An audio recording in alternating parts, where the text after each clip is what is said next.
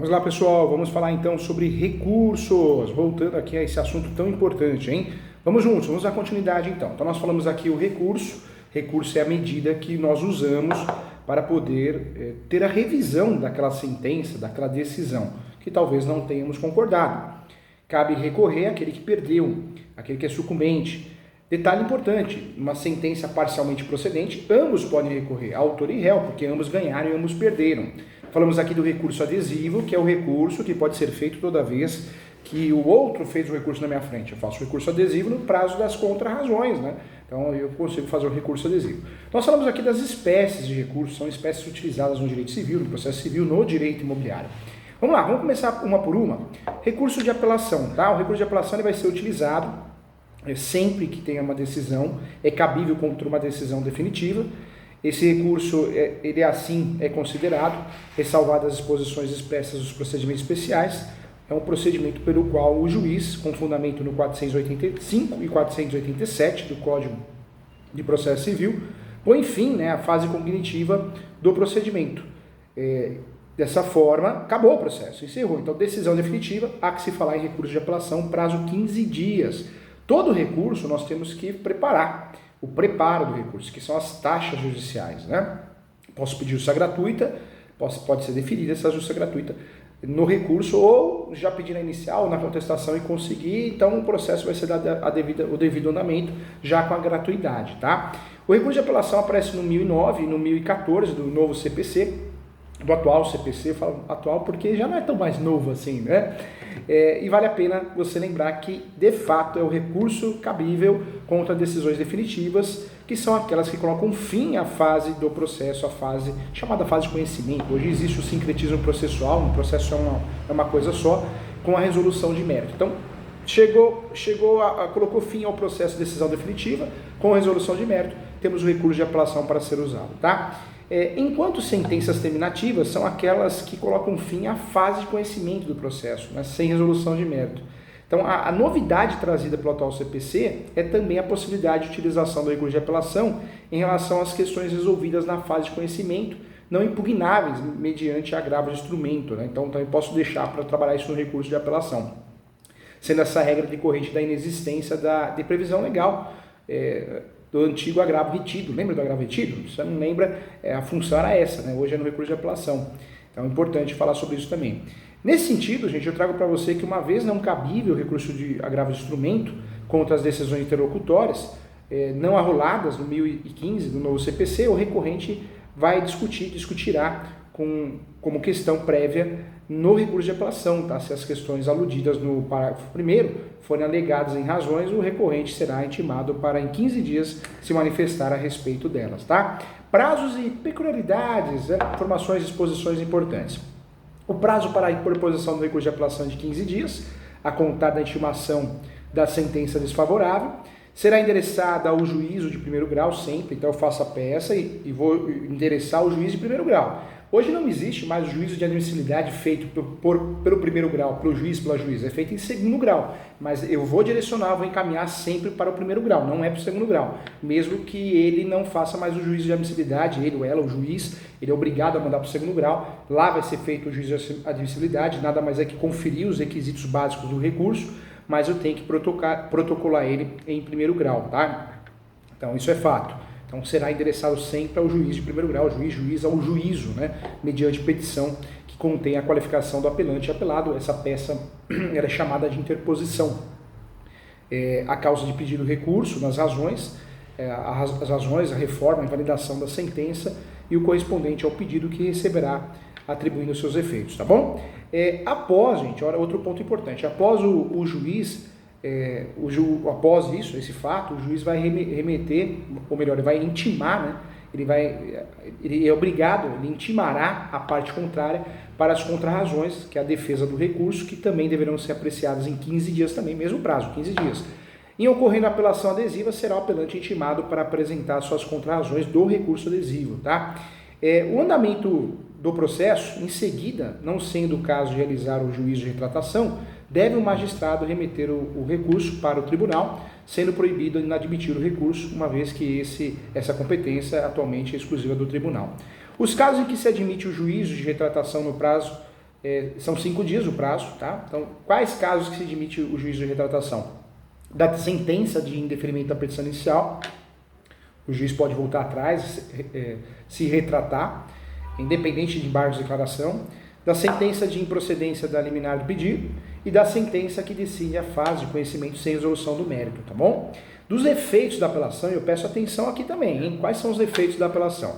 No que tange aos efeitos da apelação, a regra é o recebimento desse recurso nos efeitos devolutivo e suspensivo, tá? Então, atenção em relação a isso.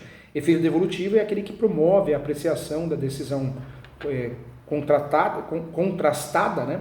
Detida por todas as espécies de recurso, uma vez que todas as espécies ensejam a reapreciação de decisões recorridas, né? Ou recorrida, então, um ponto importante. Já o efeito suspensivo é aquele que impede, né, gente, a eficácia ou a produção de efeitos da sentença recorrida. Impede, grosso modo, a execução, cumprimento de sentença, tá? Entretanto, eu quero trazer para você, isso é muito importante, algumas hipóteses onde a apelação não será recebida no efeito suspensivo. Isso tem. Então, em regra, efeito suspensivo.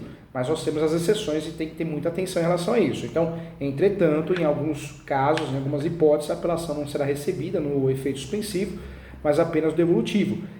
Caso em que receberá o pedido, caberá, né, de fato, o pedido de cumprimento de sentença provisória, ou cumprimento provisório de sentença. Vamos trazer essas notícias então? Vamos lá. Quais são os casos então, professor, que não será recebido o efeito suspensivo? Homologação, demarcação ou divisão de terras, interessa muito a nós do mundo do direito imobiliário.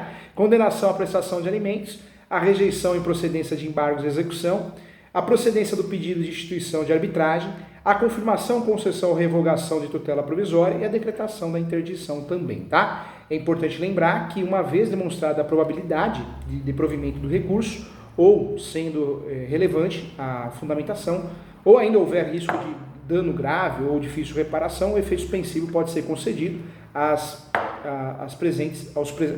se presentes, né, de fato, os requisitos, os pressupostos para a tutela provisória recursal de urgência ou evidência, ainda que diante de uma das hipóteses anteriores. Isso é fato, tá? Então, recurso de apelação, decisão definitiva, eu vou tentar reformar ou pedir a nulidade. Eu posso pedir as duas coisas juntos, hein? Posso pedir os dois conceitos juntos, a nulidade e a reforma. Pode sim, mas eu uso para pedir a reforma ou a nulidade da sentença anterior, tá bom? Então, o recurso de apelação tem esse objetivo. Quero lembrar você, então, no que tange aos efeitos, o efeito é devolutivo, tá? E suspensivo, hein? No que tange aos efeitos do recurso de apelação, a regra é o recebimento do recurso no efeito devolutivo, e todo recurso, né? Devolutivo porque devolveu para o Poder Judiciário. O Judiciário não concorda com a decisão, devolve aí. E suspensivo porque vai suspender. E aí nós falamos aqui das exceções, né? Das exceções que é na homologação de demarcação ou divisão de terras, na condenação à prestação de alimentos, na rejeição ou procedência de embargo de execução, na procedência do pedido de instituição de arbitragem, na confirmação também, concessão, revogação de tutela provisória e decretação de interdição. Então, fica bem claro isso, tá? Lembrando que o recurso de apelação, na Justiça do Trabalho, tem outro nome, recurso ordinário, lá o prazo é 8 dias, aqui é 15 dias, tá? 15 dias. Então, você já sabe que cabe recurso adesivo do recurso também de recurso de apelação. Então, importante, né? A fundamentação você vai encontrar das sentenças no artigo 485 até o 487 e do recurso de apelação, o 1009 até o 1014. O que é pagar custas processuais? As custas recursais, né? As custas recursais. É importante, você só pode fazer recurso quando ele é tempestivo, no prazo, né? No prazo de 15 dias. Eu só posso fazer recurso quando tem a justiça gratuita ou eu recolhi as custas processuais. Eu só posso fazer o recurso quando, de fato, existe, né, o cumprimento de todos os requisitos, e aí tem a tempestividade, a taxatividade, o preparo, né, que são as custas, só assim eu posso fazer o recurso. Eu preciso respeitar todos os juízos de admissibilidade, que, lembrando, é feito em segundo grau, não mais em primeiro grau, tá?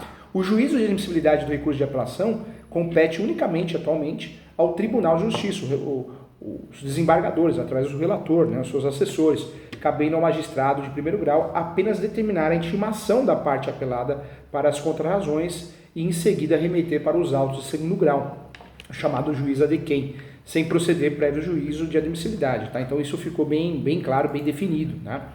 É um direito nosso recorrer. Quando nós falamos de recurso aqui, eu volto a falar para você, eu quero que você lembre que nós temos que respeitar todos os pressupostos, todos os requisitos. Então, é muito importante o operador de direito, na peça, na segunda fase da OAB, na vida prática, né? Na segunda fase para passar na OAB, mas na vida prática tem que abrir lá, da tempestividade, do preparo, né? Tem que fazer isso, da taxatividade, recurso adequado, isso é importante, né? São requisitos para que o seu recurso possa ser julgado, são requisitos necessários para que você consiga ter o recurso julgado, senão nem julgado ele vai ser. A verdade é essa, o recurso, quando não respeita os requisitos, ele nem julgado vai ser. Então nós temos o primeiro requisito, podemos chamar de requisitos intrínsecos, que é a legitimidade da parte, que é o interesse recursal, é a utilidade mais a necessidade do recurso, deve haver sucumbência, tem que ter perdido parte ou tudo. O cabimento, né, que é a previsão legal do recurso, a sua pertinência, com o caso, os princípios da taxatividade e singularidade traduzem isso. E eu tenho que, além dos requisitos intrínsecos, também respeitar os requisitos extrínsecos, que aí a tempestividade, que é a regra de 15 dias para apresentar recurso, com exceção dos embargos que é 5 dias, cujo prazo é 5. Lembrando que tem súmula aqui que já esclarece que eu posso propor o recurso antes, mas não depois do prazo, tá? Dentro desses requisitos intrínsecos, também a regularidade formal, além das regras de endereçamento, exposição de fatos e de direito e pedidos, cada recurso tem as suas peculiaridades formais. O preparo, aos tribunais cobram custas, né, para alguns recursos, então tem que preparar, não sei que eu tenho justiça gratuita, e a inexistência de fato extintivo ou impeditivo, por exemplo, a renúncia ao direito de recorrer, a aceitação da decisão recorrida, tudo isso deve ser levado em consideração também, tá? É importante bater um papo sobre isso. Eu trago para você, então, essa informação é muito importante, né? O juízo de admissibilidade é a análise dos requisitos indispensáveis à petição ou recurso, enquanto o juízo de mérito apura a procedência ou não daquele que postula. Em síntese, gente, eu quero trazer para você que ele visa responder às seguintes perguntas, né? A decisão em tese é recorrível? A primeira pergunta o juiz de admissibilidade vai fazer. Depois a segunda pergunta, qual o recurso cabível contra essa decisão? O juízo de admissibilidade, a admissibilidade, que agora é de segundo grau, vem sempre em primeiro, né? Antes de discutir o mérito, antes de decidir o mérito. Lembrando que o recurso de apelação nos cabe, se quiser, é facultativo, fazer a sustentação oral, né? Apresentar o recurso. Uma vez presentes os requisitos indispensáveis à petição ou recurso, esse será examinado, né? Desse modo, quando o recurso for conhecido e admitido, quer dizer que o juízo de admissibilidade foi positivo. Porém, se ele não foi conhecido ou admitido, o juízo de admissibilidade foi negativo, o mérito não será analisado. Então é importante bater um papo sobre isso. É possível também perceber, gente, isso é fato, os requisitos intrínsecos, né, desse recurso, que diz respeito à própria existência do direito de recorrer. Já os requisitos extrínsecos, nós estamos falando do quê? Relaciona-se ao modo de exercício do direito de recorrer. Legitimidade, segundo o artigo 996 do Código de Processo Civil, inclusive o recurso pode ser interposto pela parte vencida, a parte que perdeu, pelo terceiro prejudicado pelo Ministério Público, nós já conversamos sobre isso. Além disso, cumpre ao terceiro demonstrar a possibilidade da decisão judicial em ser apreciada e atingir o seu direito, tá bom? A inexistência de fato extintivo ou impeditivo, eu já falei sobre isso, então guarde isso, é acerca da inexistência de fato extintivo ou impeditivo do direito de recorrer, hein? Tem-se que a desistência ou a renúncia não depende da anuência da parte contrária, não depende, artigo 998 do Código de Processo Civil. Porque na renúncia a parte abre mão do direito de recorrer. Já na desistência ela não prosseguirá com o recurso. Então, no entanto, a desistência do recurso não impede a análise da questão, cuja repercussão geral já tenha sido conhecida, né? Daquele objetivo de julgamento de recursos extraordinários ou especiais repetitivos. Isso porque a repercussão geral transcende o interesse das partes. Então é importante. Preparo consiste no adiantamento das custas, das despesas do processamento do recurso. Caso o preparo não seja feito ou seja insuficiente, nós já falamos aqui, será dado prazo de 5 dias para complementar. Não complementou, não vai ser julgado, né? Não vai ser julgado. São dispensáveis, nós já falamos aqui, então é importante lembrar, isso é para a vida. São dispensáveis do preparo, o porte e remessa, o Ministério Público, a Administração Pública Direta, que é a União, Distrito, o Federal, os Estados e Municípios, as autarquias e os beneficiários da justiça gratuita, eu já falei aqui. Além, os seguintes recursos independem do preparo de embargos de declaração, agravo de recurso especial ou extraordinário e embargos infringentes. Hoje o recurso, em regra, ele é digital, né? O processo é digital, então houve uma mudança de sentido, não tem nada de remessa, não vai para lugar nenhum, vai tudo de forma digital. Então fica mais fácil de entender e poder ajudar o nosso cliente. Vamos lá. Para entender requisitos de admissibilidade dos recursos do processo civil. Então, primeiro, adequação, tem que ser o recurso adequado. Tempestividade, dentro do prazo legal, 15 dias. Preparo, né, tem que preparar, pagar as custas. 5 dias se pagou errado. A regularidade formal, né? Então, é isso que a gente tem que ter em mente. Legitimidade da parte, né, as partes, Ministério Público, advogado, terceiro interessado. Interesse processual. E falta ou ausência de fato impeditivo ou extintivo de direito de recorrer. Legal, né? Tá craque, ninguém engana você mais. Legal. Agradeço a você, até a próxima.